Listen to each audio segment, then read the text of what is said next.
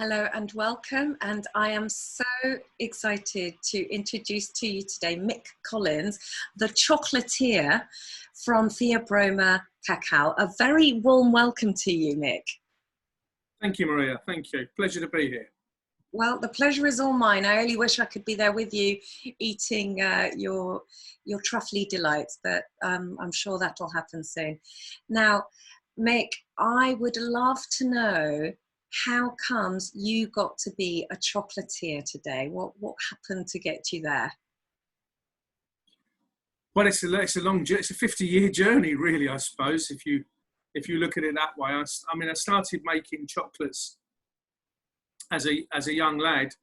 There was just myself and my dad at home, and he was useless. He couldn't cook anything, couldn't cook a potato, and so in an effort to not starve to death, I had to learn quickly to care for us, really. So I started cooking all the steak and kidney pies and roast chicken, and in amongst the recipe books that I found were recipes for handmade chocolates. And it's just something that became a hobby, really. I used to make them. They were pretty horrendous and inedible at first, and then I used to make them and take them into school and dish them out to my mates at school, just, you know, after football, go home, have a shower, and then make some handmade chocolates. It was unusual at sort of 12, 13 years old, but it's just something that caught my imagination. And how did the school kids respond to that? Well, free chocolate, school kids and grown-ups and anybody is happy with free chocolate. I've learnt that through the business. But yeah, they started off pretty rough and basic. And then, I was experimenting quite well with butter and all sorts of different ingredients in those days. So, yeah, I was popular. I carried a bit of favour, and it raised me on the popularity league table at school. Well, you'd have definitely had been my best friend, I can tell you that. And I'm trying to be your best friend even now. So then you made them at school. Did you make a little business, earn extra pocket money there with that? No, I didn't actually. No, I used to dish them out. But it taught me the basics, and it taught me that I enjoyed it. And then I made them at school through until I was about 15. And then one thing I knew about my home life is I had to escape it. I had to get away and be independent. You know, I needed to be independent. It was an odd story, really, because I was working in Croydon, where I lived and was born, a particularly beautiful part of South London. I don't know if you know it. And it was a horrendous day. I remember I got a job in the Royal Automobile Club at 15, as you could in those days.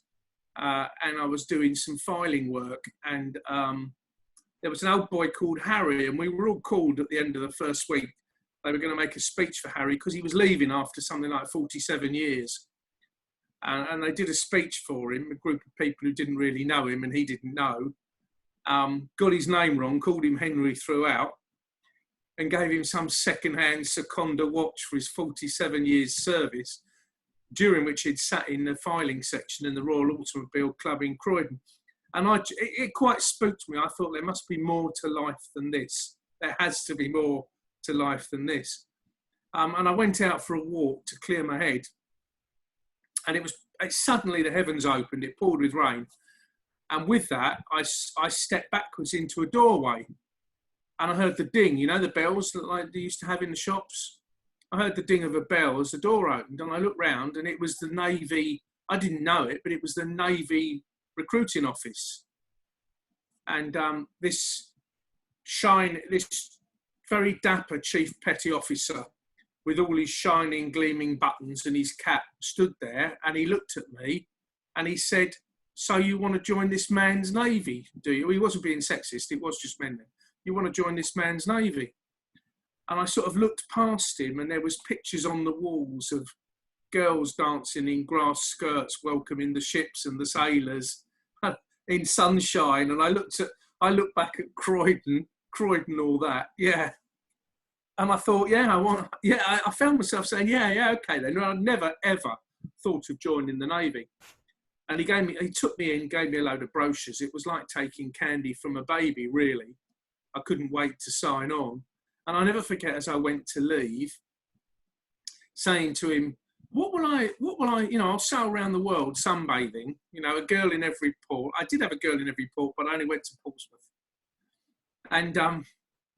And he said, oh, don't worry, they'll find you something to do. And I was so naive. And he was right, they did find me something to do for 20 hours a day.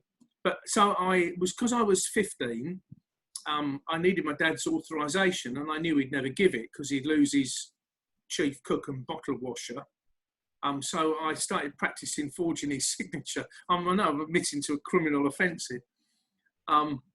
And when the papers duly came through from the Admiralty, landed on the doormat, I opened them up, signed them all with his signature and sent them back. And about 3 weeks later, I got a date to join the Navy. I hadn't even told him. And I went off to Paddington and got the train down to Plymouth and signed on for 9 years, as you did. And he wasn't the most observant of men. And I don't think he realised I wasn't in the house for about 3 weeks till the washing up was piling up and he was hungry. By which time, there was nothing he or I could do about it. You signed on for 9 years then, and that was that. And when I went through basic training and I joined my first ship, so this is sort of, when did I join the ship? 1978 after basic training, obviously before you were born, Maria. And I was 16, looked about 7, and I was pointed towards the sharp end of the ship where there was a big gun and told that you'll be sleeping somewhere below the gun. So I wandered up with my kit bag, went down the various decks and the levels, and eventually came to the 3rd deck down and threw my kit bag down and slid down the ladder. And I looked around, and it was early evening, and there was a miserable collection of brutal old sweats sitting around, tattooed from head to toe and swigging rum and chewing tobacco, looking at me like a group of Alsatian dogs would look at a 6-month-old kitten. And I thought, I need to do something here quick to get in with these people. And so I spoke the next day. There was 5 of us that were new, and I went and spoke to the cooks in the galley and said to them, look, can I use the corner of the galley now and again? I like making handmade chocolates. And the ship in those days was, there wasn't a rum issue in those days, not a daily rum ration, but there was rum on board for special occasions. If you were involved in refueling the ship in rough weather and it was cold, and they'd give you a mug, half a pint of neat Pusser's rum, the rum that they, a great big mug full. And of course you'd just neck it and it would almost take your legs away. And the Queen's birthday and things like that, splice the main brace, they used to call it, and give us this big mug of fire water. And so the cooks in the galley said, well, you can use the corner of the galley as long as you look after us, give us some truffles.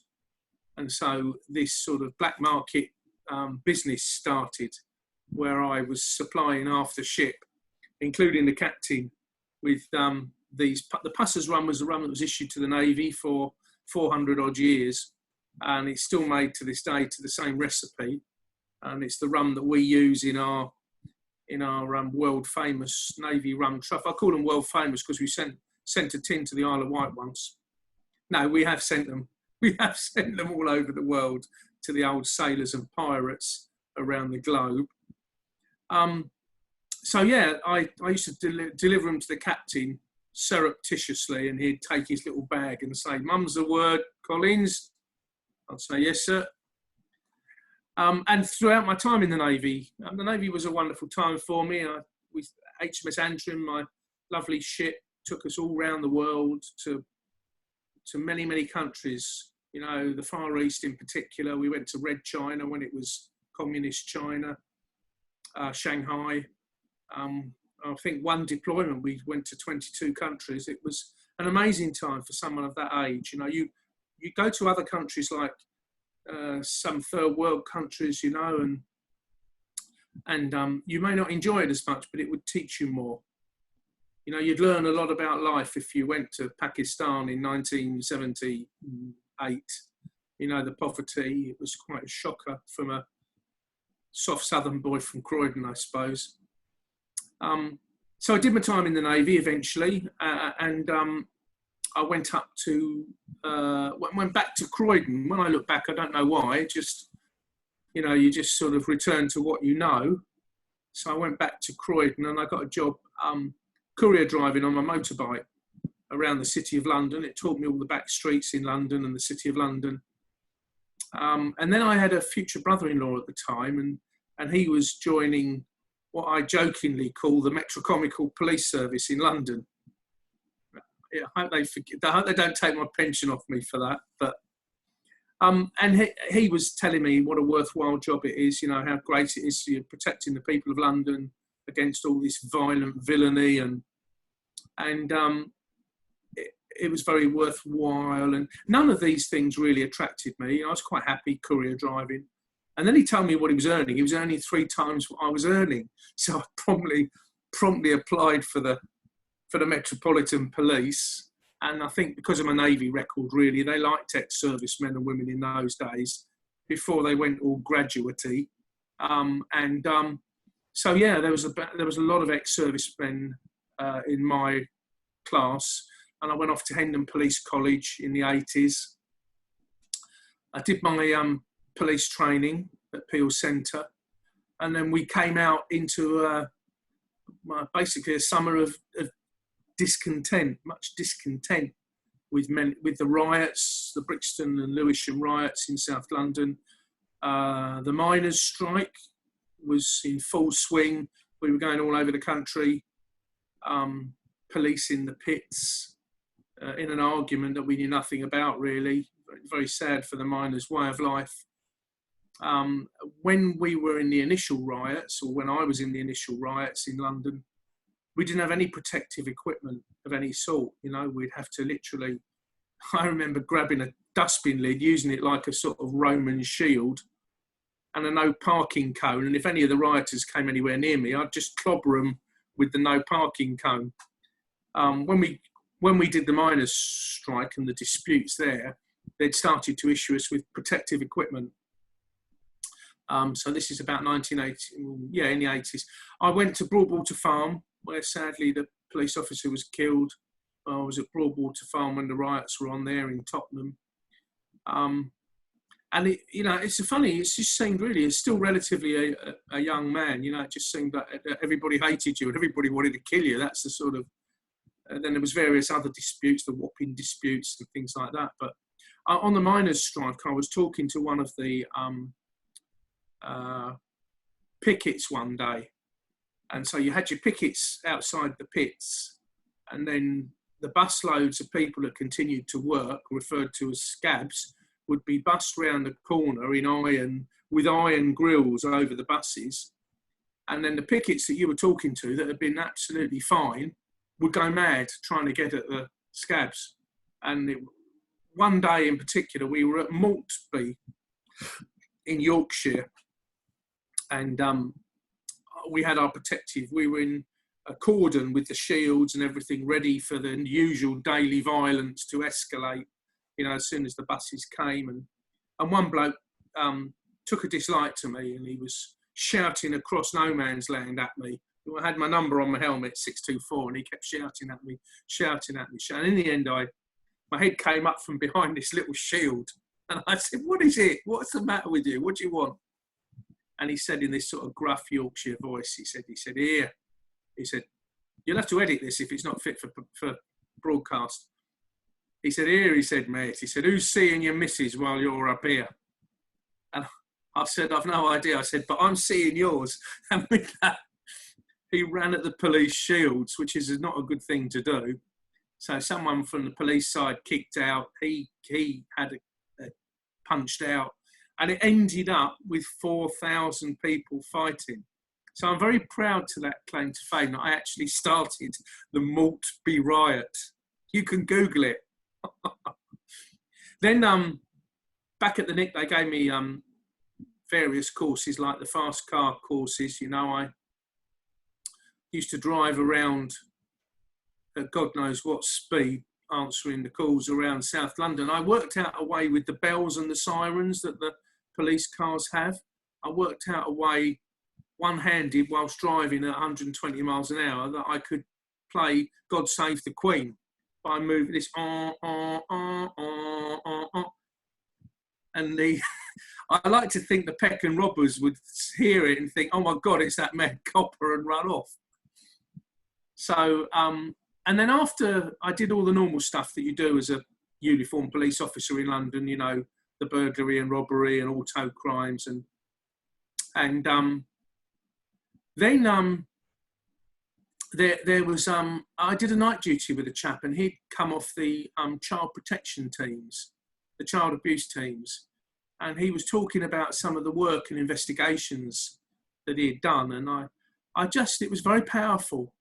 You know, I thought, well, if I was to apply for that, it's a whole new load of skills, and you know, who's more deserving at the end of the day in society than vulnerable children? You know, who's more deserving of our protection?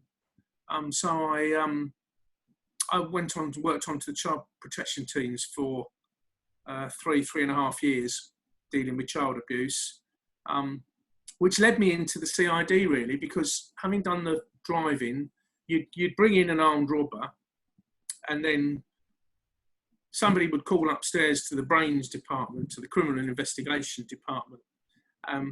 And normally a stout chap in a cheap shiny suit from CNA, if you remember CNA, would come wobbling down the stairs. Yeah, I used to shop there as well. Come wobbling down the stairs, and they'd draw on a roll up and say, "What you got, son?" And you'd tell them it's an armed robber and he got the gun, and then they'd go through these doors, sort of like stars in their eyes, if you remember stars in their eyes, and through the smoke and disappear, smoke and mirrors. And you'd never see them again. And I used to think, what happens through that door? I'd like to know what happens through that door. So you were in a pecking order in those days, but subsequently when I'd done my bit and done the child protection teams, I went into the CID and became a detective. And then I got involved in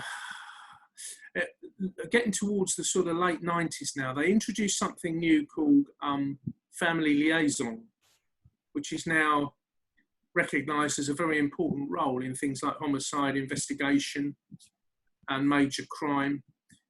But in the old days, it wasn't. I had a great colleague of mine, and he used to tell a story that he turned up at a murder scene when the squad were called in. You have a squad of about 33 people on a murder squad. And when there's an incident, they're all called, you get called in, get different roles. And this chap used to tell the story that the traffic was particularly bad when he turned up, and he was very late. Someone before him was late, and they were given the roles of searching through all the bins and the rubbish and the, you know, and the sites, which he's thought of as a poor role. And because he was later than them, he was given the family to deal with. Almost like dealing with the family was seen as a worse role than emptying the bins. And then over the years, we were given courses in family liaison. I went up to Bristol, and they taught us about bereavement, typical cycles of bereavement, and that sort of stuff. And then we became family liaison officers, and we dealt single-handed with the families, and you built up a rapport with the families, the homicide victims' families. You built a bit of a relationship with them, and then it would, they would confide in you, you know, in a way that they wouldn't have done if you were just another officer they'd met once or something like that. I remember dealing at one point with a baby death, a baby murder. And is this all right? Is this to talk about? Yeah. And the sister that I'd met 7, 8, 9 times, the boyfriend was just about to be charged with the baby's death because the baby sadly had died with a shaking injury. And the boyfriend was just about to be charged, and the sister said she needed to see me, needed to talk. I was their family liaison officer. I went round, and she said, I need to tell you something. I need to tell you something that's going to cause terrible problems within the family, but I have to tell you. And she said that she'd seen her sister, through postnatal depression, throw the baby on several occasions, landing on a rock-hard sofa. And obviously that could have contributed to the fatal injuries that the baby received. So that was important evidence that, you know, had to be shared. And that's the sort of thing that with a, you know, when you were their sort of copper, their family liaison officer, they'd confide in you.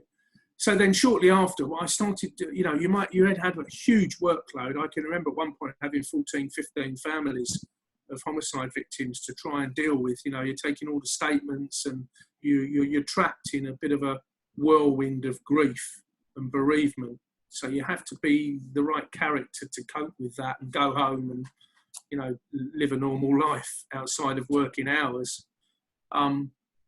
Then there was a series of sort of major incidents and catastrophes. There was the Bali bomb, and then there was the Twin Towers, the New York World Trade Center, and the senior hierarchy at the Met Police thought, you know, who better to deal with these sort of investigations than the family liaison officers.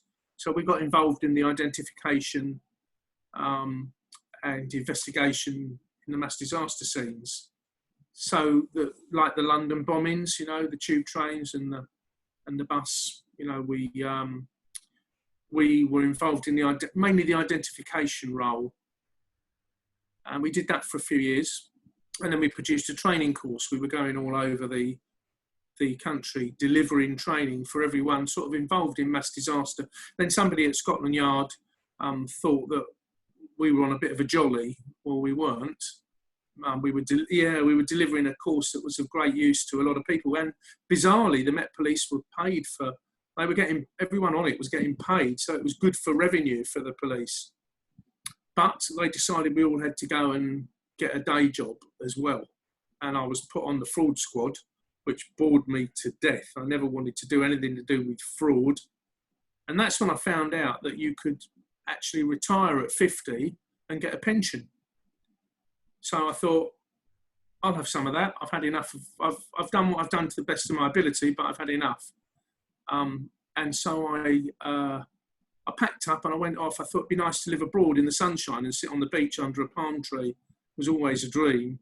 So I bought a place in Cyprus, uprooted and moved over to Cyprus and lived in Cyprus and Greece for a while. Ended up teaching English to the Greek kids. They have sort of cramming schools business schools where they're trying to learn English for business in addition to their normal schooling. And I quite enjoyed that. You know, it was a different area of work for me. There's a lot of Greek kids running around with the South London accent now as a result of my Barrow boy South London accent, pidgin English that I taught them. And then I came back after a couple of years. I thought, this isn't for me for life, you know. And it's amazing, I think, what you miss about this country and what you take for granted, you know, when you live abroad. Things aren't the same, for sure. So I came back, and then I was sort of the wrong side of 50 with probably not a very good attitude and completely unemployable. And I didn't know what to do. So I sort of filled in my CV and put it online, and I uploaded it. And before I had a chance to put the kettle on, the phone had gone. And I answered the phone, and it was Group 4. And Group 4 said, "Oh, we've got your CV, thank you." I said, "Well, that was quick." And they said, the Navy, for the first time ever, are after civilian investigators to fill the roles of the troops that are out in Afghanistan and Iraq. They're leaving gaps here at home. So being ex-Navy, I suppose, an ex-detective, it was an obvious role that I might be suited to. So I went and joined the Royal Navy Special Investigations branch. I ended up back at HMS Nelson in Portsmouth 30 years after I'd walked out vowing never to go back. And I was back to a Navy that was sort of 50% very much the same as the Navy I'd left, and 50% completely and utterly unrecognisable and different. There were ladies in the Navy for a start. I'd never seen that. Girls on the ships. So it was a very different Navy. And I joined really just after the murder in Southampton on the submarine. It was quite a big incident. I don't know if you remember that. And then we had a sailor go missing from Gosport in Dubai. And most of the work other than that was expenses, frauds and things like that. It was very different from policing in London, slower and more methodical. And then they called us in really, and they said, there's not, after one more year, there'd be no money in the budget. And therefore, there was 5 of us, all ex-police. You'll have to look for something else. Yeah. So I thought, well, what am I going to do now, you know? And really, I started to think, investigation, I've done all my life now. I've sort of had enough of it. Be nice to do something different. And then I started thinking about the Navy rum truffles, you know, that I've made all those years before on the ship. I thought, well, I'm in Portsmouth. You know, what better place to do Navy rum truffles made with Pusser's rum? And so I used my last year with the Navy to do a lot of courses, various courses in chocolatiering and advanced chocolatiering. And it became this subject that interested me more and more and more. I started to make the chocolates again and take them in, and I think they'd throw them in the bin, you know, say, yeah, they're lovely, Mick, and throw them in the bin when I walked out because they were awful. And then gradually, with what I was learning and it was all coming back, they started to get better and better. And then eventually when it was time to pack up, I thought, well, now I'll take a chance and maybe do what I've never been brave enough to do without getting the sack in effect. So I started in a hairdresser's store cupboard in Albert Road, Southsea. And before I realised that hair and chocolate isn't to everyone's taste, it's a niche market. And it was boiling hot, you know, the girls were downstairs with the hair dryers and the little storeroom was, you couldn't have any customers in there. It was boiling hot, it was too small. And I realised I'd made a mistake. And I was driving through Copner one day. I didn't even know I was in Copner, but the apple blossom was out. It was a sunny day. It looked particularly nice. I stopped in traffic and looked round to my right, and there was an empty shop. It was so rotten that the to let sign was lying across the pavement where it had pulled out the wooden fascia. And I just had one of those sort of light bulb moments. I thought, well, what if I have a kitchen there to make my chocolates, and we do, you know, tray bakes and coffee. So people come in, choose their chocolates or their Easter eggs. I pack them up, and then I sell them some chocolates. They have a coffee and they go. That was the idea. And I thought maybe the chocolate kitchen would subsidise, or the cafe would pay for the chocolate kitchen, but it worked the other way around. You know, and we ended up having to do sort of breakfast and afternoon teas and everything you do to try and pay the bills that you have with a shop. But we did very well. The first year we lost money. Second year we broke even. And the third year we got into profit. And we won some lovely awards for the chocolates. While I was there, a chap came in and I thought he was joking, but he ordered chocolates. He wanted something completely original for Prince Charles's 70th birthday, and I thought it was one of my old Navy mates winding me up. I actually said when he said, Prince Charles wants something original for the Duchess of Cornwall's 70th birthday, it was actually. I remember saying to him, look, yeah, okay, I'm the Queen of Sheba.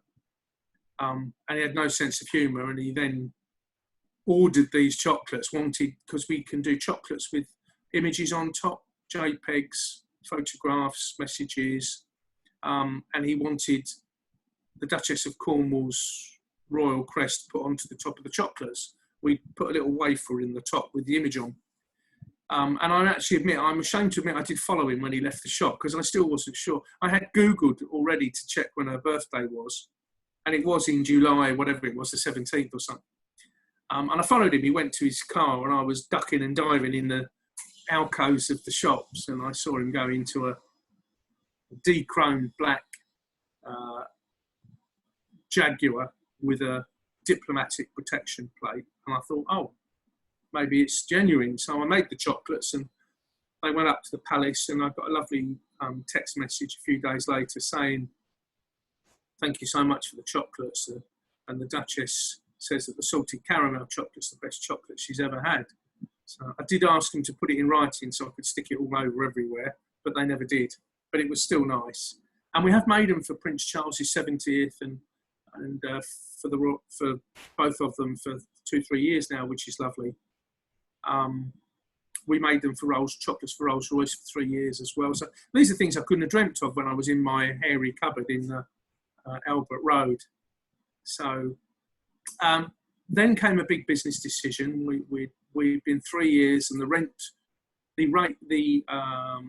lease was due for renewal, and I had ideas that we were being held back by the size of the shop or the location, and so I thought, I looked around and I found a place in Central Southsea that was sort of 6 times the size.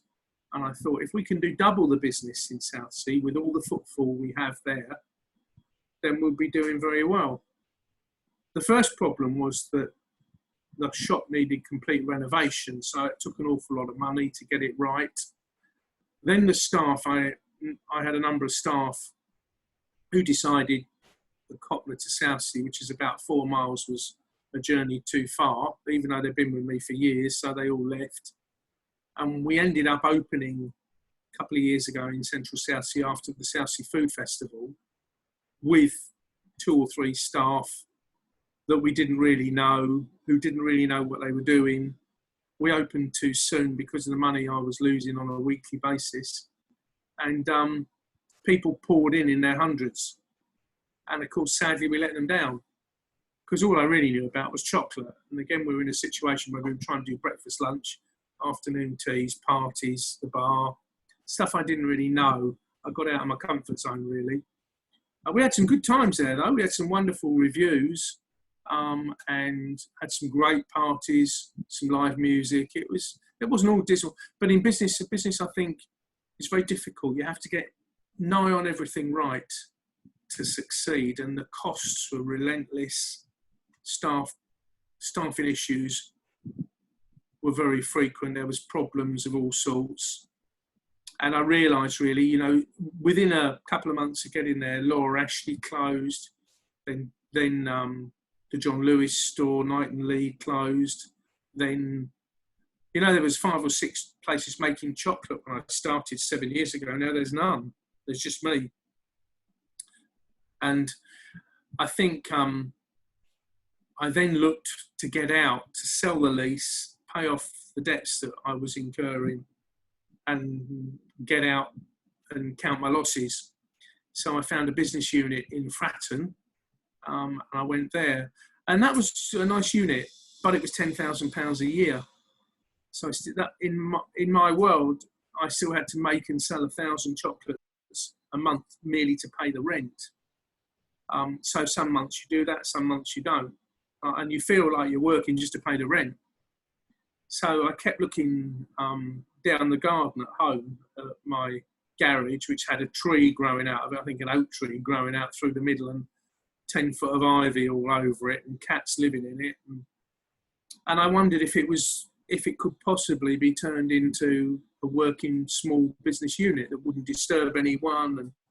And so I contacted the council, asked if they'd object in principle, and then embarked on what's quite a long journey with pre-planning permission and environmental health, liaison with the neighbours.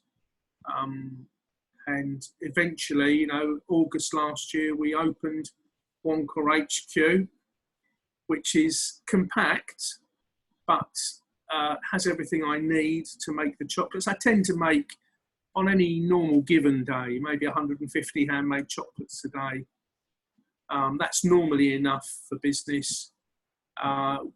If it's Christmas, if it's a chocolate occasion, Christmas, Easter, Valentine's, Father's Day, Mother's Day, that's not enough.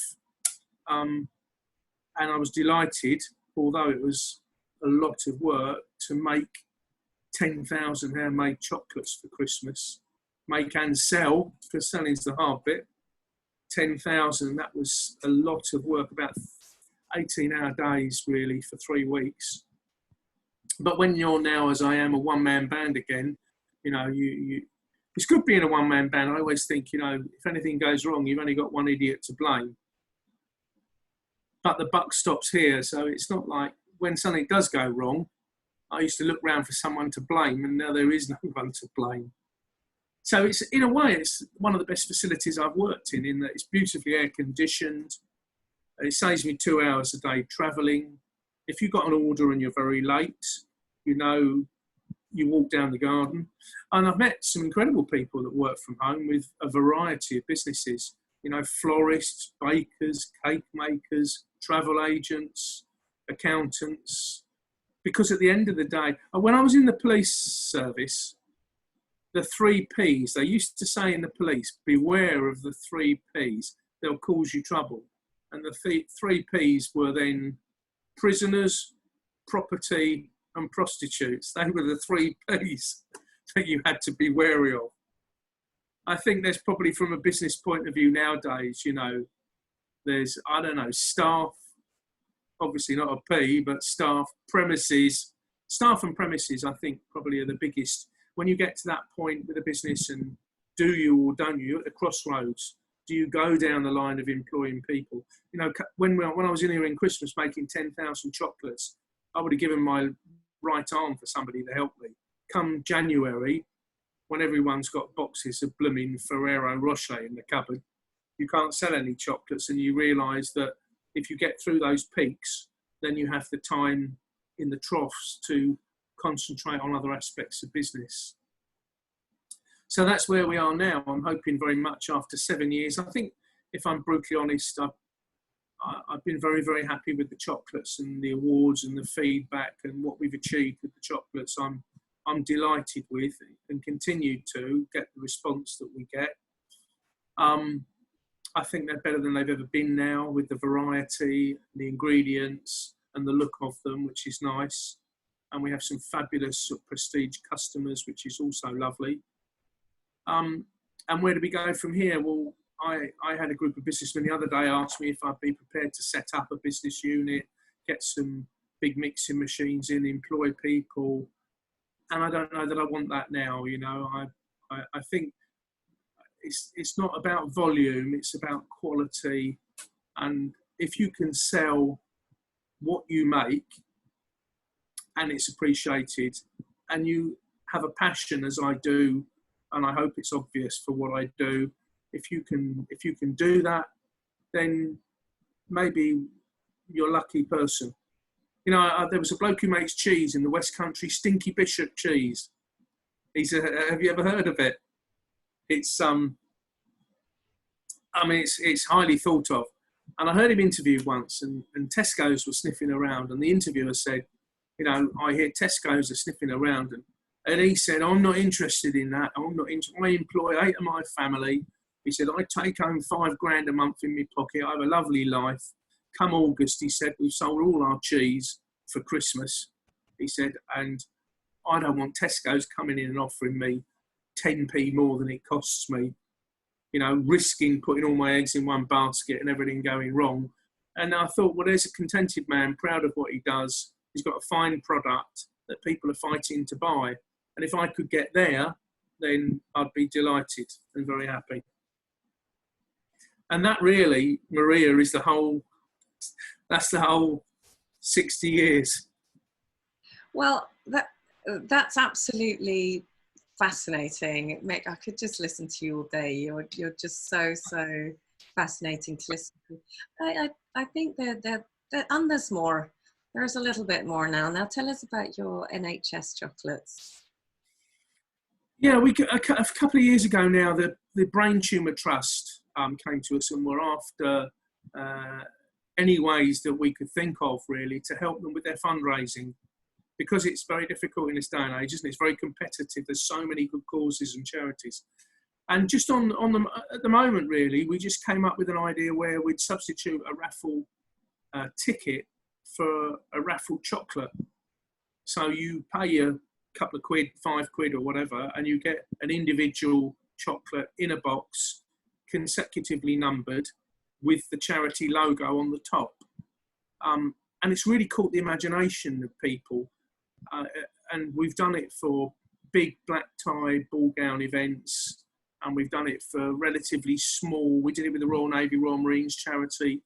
and they only had a £75 vintage bottle of rum, but they raised 500 quid through the chocolates. The Brain Tumour Trust, the first time we did it, they actually sold them, believe it or not, for £20 each. It was a big black tie do. People were there to contribute for a great cause. And they sold and they netted £7,000 in 5 minutes selling the chocolates. And all they have to do is email me. I do them for the best price I can. And then the charities and worthy causes can sell them for whatever they feel they can get. And I'm very proud that we've raised literally tens of thousands of pounds for good causes. So that's great. We did, like you say, we did some for the NHS with NHS and thank you written on. And we've donated a few boxes of those to QA, local hospital in Portsmouth here, King's College Hospital in London. And there's, it's nice to be able to do, you know,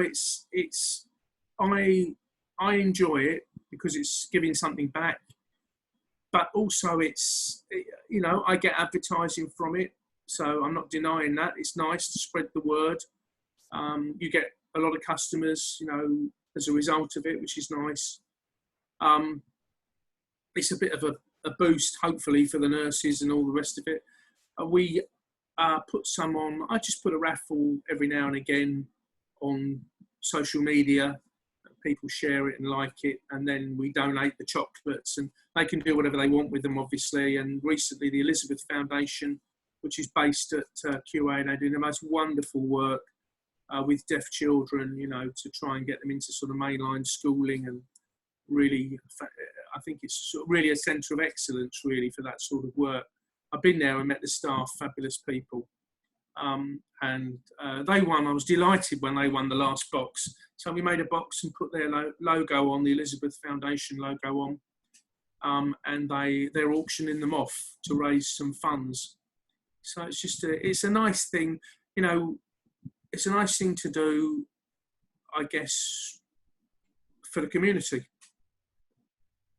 Absolutely. And that's so touching about the NHS, thank you. I saw the photo actually yesterday, and it did bring a tear to my eye, because obviously what I've heard, your life story is so heart-rending. You've been a police detective, you've had to work with the most difficult, challenging situations, and the thread through that is you're right, that softy, that southern softy boy from Crawley, who's just got such a big heart.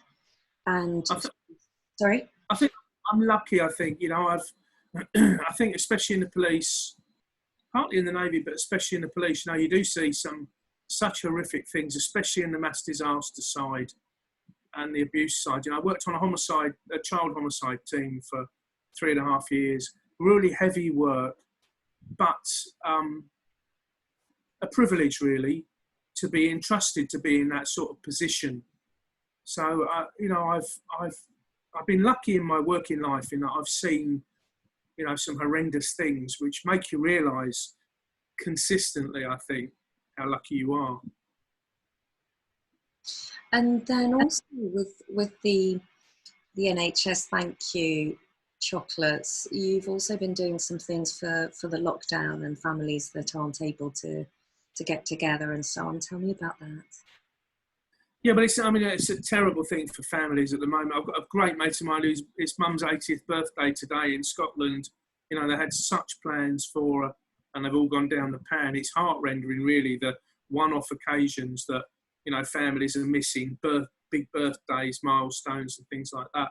So it's nice, you know, at the end of the day, if they can't get there, we can send chocolates, we can personalise the chocolates. Like with the NHS, a lot of people have ordered the NHS chocolates, and we haven't charged for the personalised, you know, the images. We're doing those for nothing as part of our contribution. But, you know, people can send chocolates with, I don't know, you might be able to see, shall I show you? You might be able to see that. You might be able to see those. One of them in particular has got happy birthday on it. This has got a wedding image on it. So they're the little images.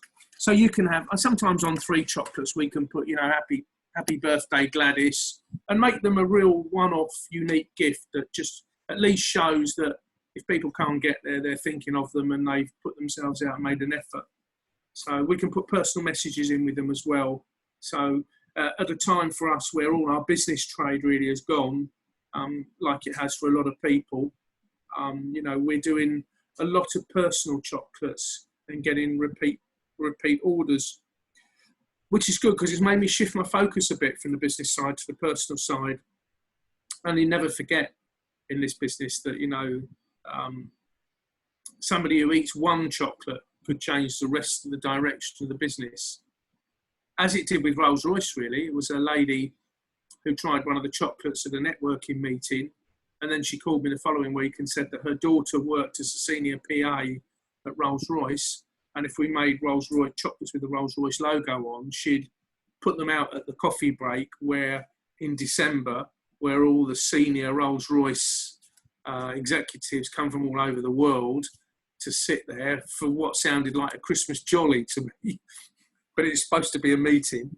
And of course they scoffed the chocolates, liked the chocolates, and then I was summoned to Rolls Royce to explain why they should buy our chocolates. And that came from, one lady having one individual chocolate.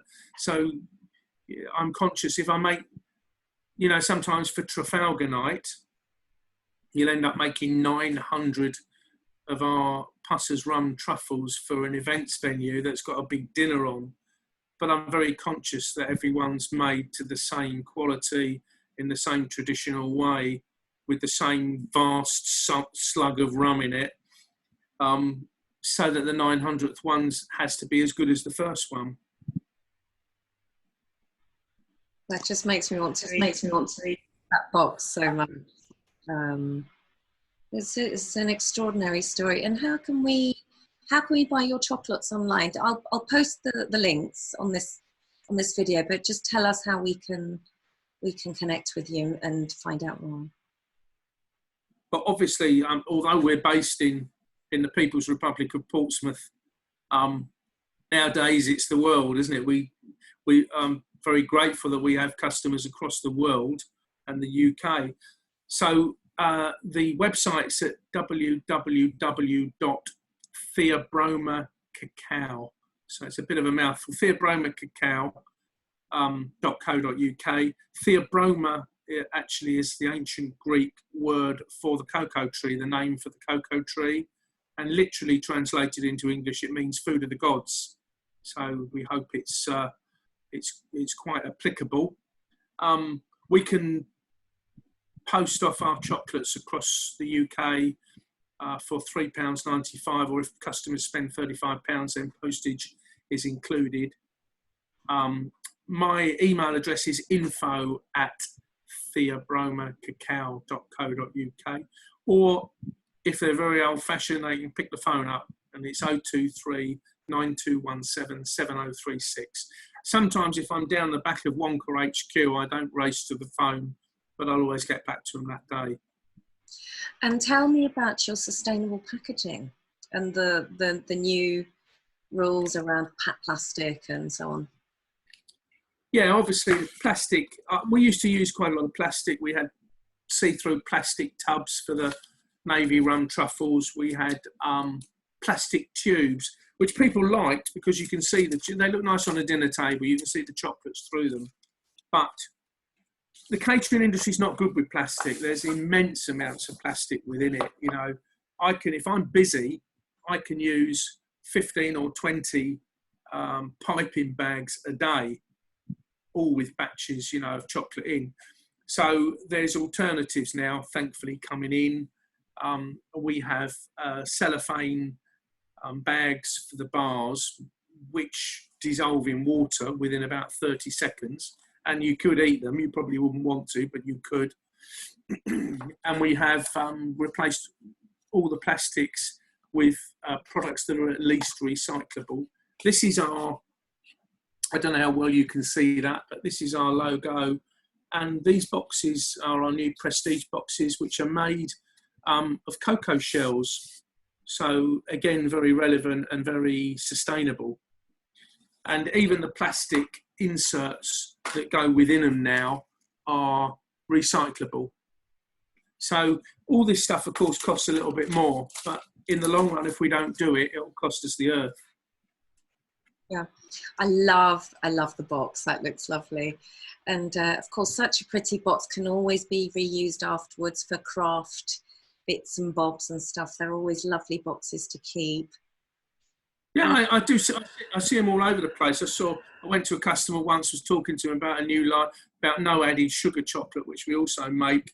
And then he opened up one of the boxes and got a cigar out and popped outside to smoke his cigar. But yeah, I'm very pleased with the boxes. I think they're lovely, yeah. Regarding cigar boxes, you'll get somebody making a ukulele out of one of your boxes. Well, that's wonderful. I was going to say something really cool and I just forgot. All we try and do, really, as a business, all we try and do is give good value, yeah. A real high-end chocolate, something completely different to a mass-produced machine chocolate, with fine natural ingredients, and try and make the best chocolates people have had.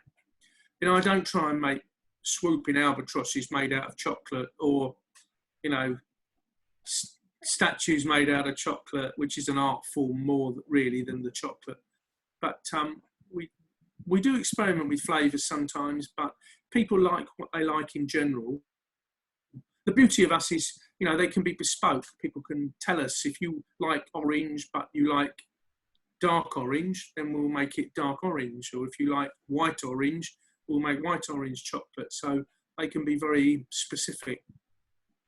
Yeah, I've just remembered that. Yeah, absolutely. It's all about the value, and I think the value that really shines through and is really obvious with yourself and what you do is that you as a gourmet, equivalent to a patisserie chef, like the standard of work that you do, you only make a small amount of handmade chocolates, pieces a day, units. So this is a premium product. It's a premium gift, and it's made with all the love in the world, all the best flavors. And that for me is the takeaway from that. And I really appreciate and acknowledge you, because you don't want to sell out, you don't want to upgrade, you don't want to get the machines, get the staff and do that. And there's a time in your life where you just think, actually, it's quality, not quantity. Yeah, I think, and there is a market for that. I've not always been sensible about the market I've tried to go to. I think that's one of the most important things, and it's very difficult in business. For example, I have two customers, and one trundles up in his metallic blue soft top Aston Martin, beautiful, with all the extras, and he buys a tin of champagne truffles for his dinner parties, one a month, and off he goes. And I have a lady who's been a customer for years, who lives in, bless her, single mum, she's got no money, lives in a house where she's literally putting out pots to catch the drops through the ceiling. But her treat, emphatically, every month is a tin of the chocolates. So when people say, what's the demographics of your customers, it's very difficult, because they're equally good customers from two ends of the spectrum. That's so yeah, it's difficult to find your market, really. Obviously, corporate chocolates, business chocolates, they tend to be ordered in big volume. Traditionally Christmas presents, thank you for the business chocolates. But the chocolates can open doors as well. I had a chap who was trying to speak to the boss of a big telecoms company that he was his best customer.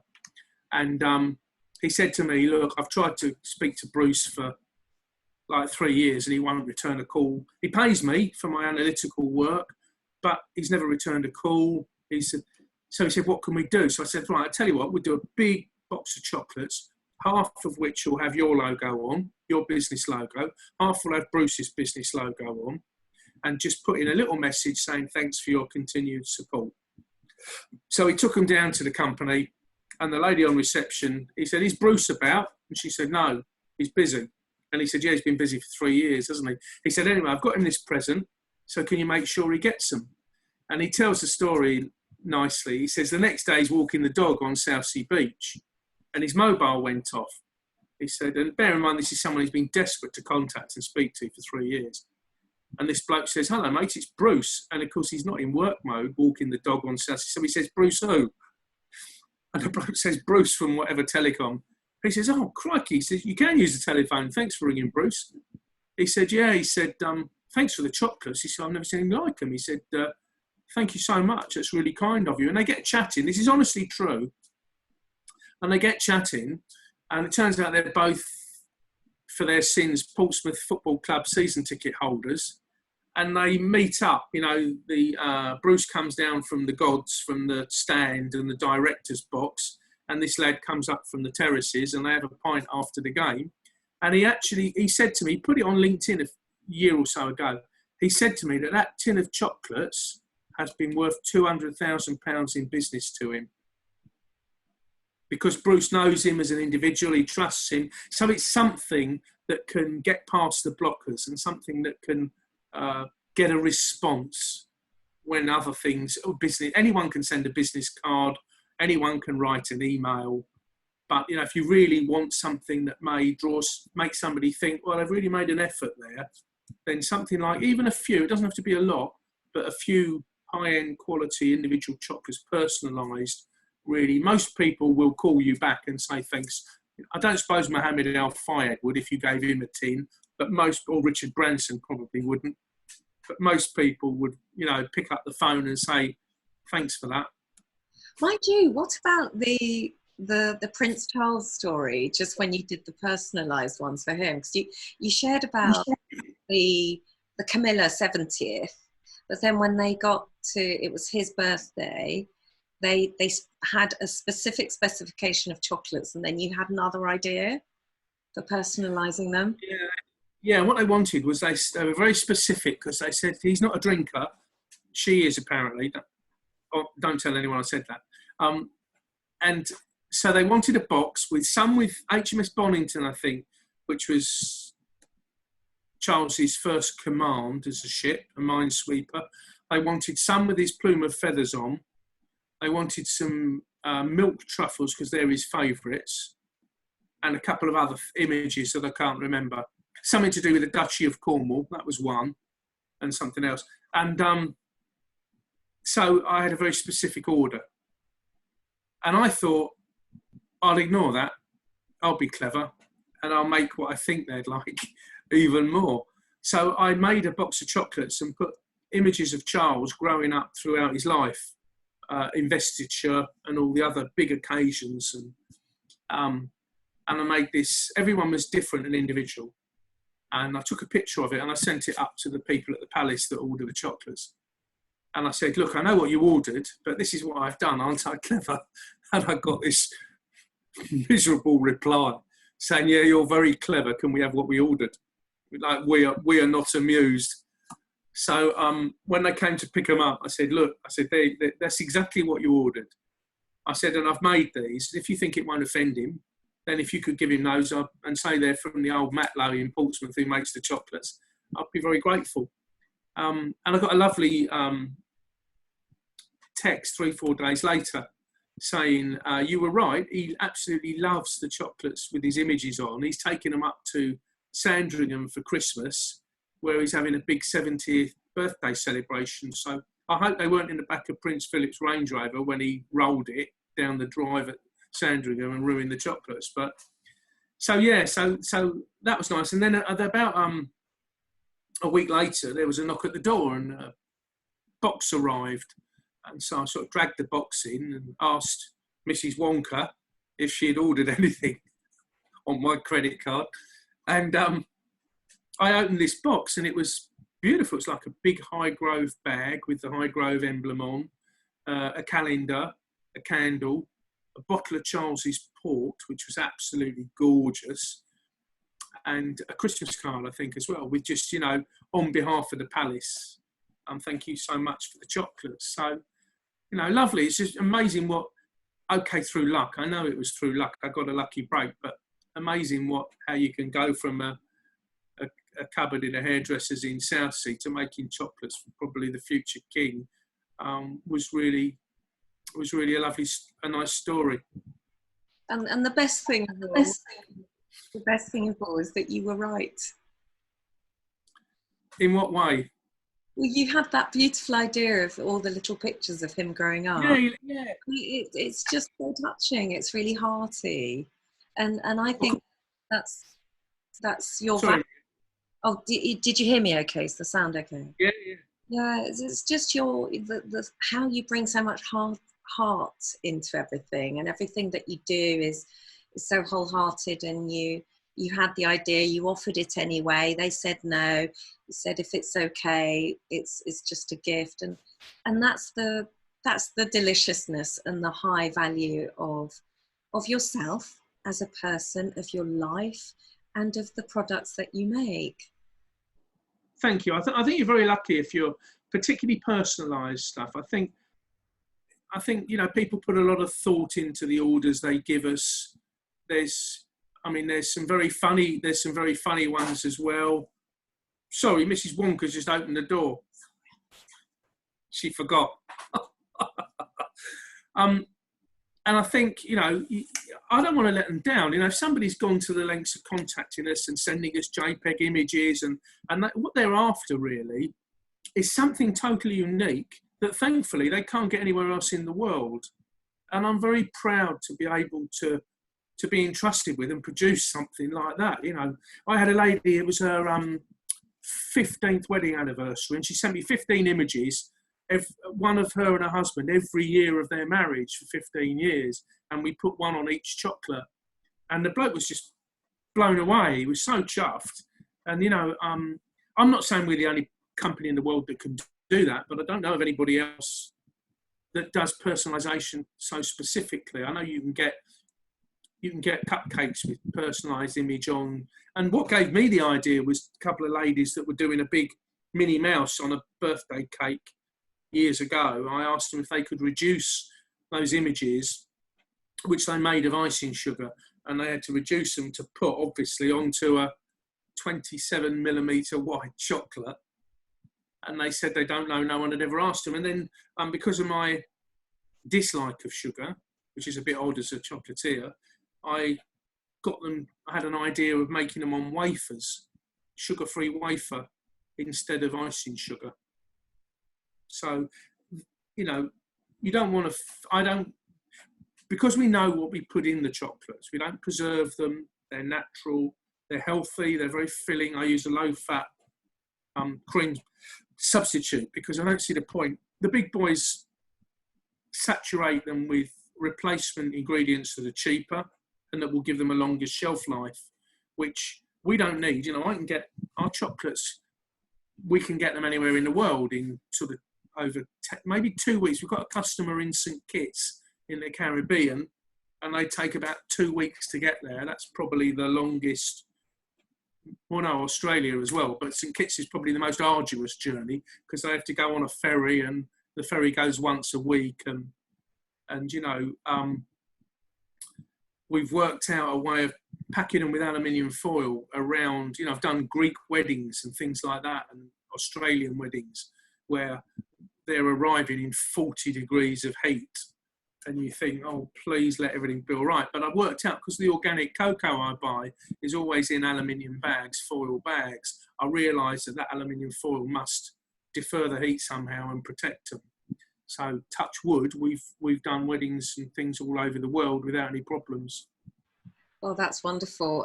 That's really made my mouth water now. So, I really love the way that this story has come round all around the world and back here again, because you started sharing about your young naval experience going all around the world, and now it's your chocolates that are going all around the world. So thank you so much, Mick, and it's been a delicious indulgence. I could listen to you all day. I just think you're the most marvellous storyteller. I mean, this has been my just to keep you talking, because I just love a good story, and your life story, your learnings, your business, like everything is just great listening. So thank you so much for today, and I'm sure that many viewers are going to enjoy this as much as I have. Thank you so much, Ria. Thanks for your time. It's been my pleasure. And I could tell you some good Navy stories one day that would give you a right giggle. I just can't wait. I can't wait. Thank you so much, and we'll see you soon. Thank you so much. Thank you.